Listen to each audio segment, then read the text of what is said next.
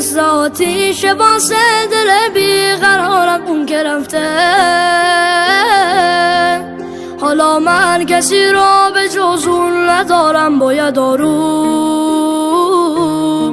ببارم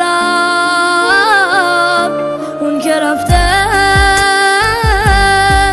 ولی هست هنوز خاطراتش تو خونه یادگاری، ازش مونده عکسی که رو به رومه، آخه چشماش آرزومه. بعد یه عمر که عاشق شدم دیگه رفتی، چجوری میتونی به یادم نیفتی؟ میدونم نمیشه ولی کاش که برگردی عزیزم. بعد یه عمر که عاشق شدم دیگه رفتی، چجوری میتونی به یادم نیفتی؟ میدونم نمیای، نمیشه که عشقامو نریزم.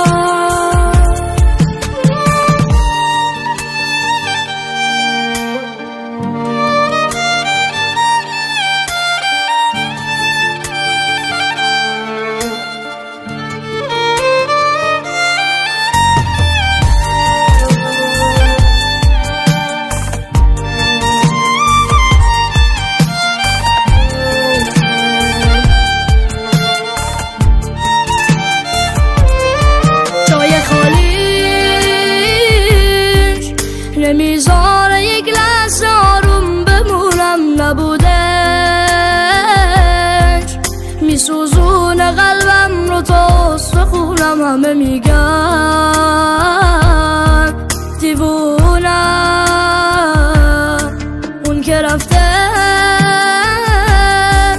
ولی هست هنوز خاطراتش تو خونه یادگاری،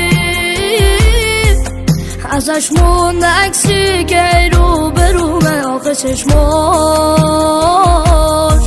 آرزومه. بعد یه عمر که عاشق شدم دیگه رفتی، چجوری میتونی به یادم نیفتی؟ میدونم نمیشه ولی کاش که برگردی عزیزم.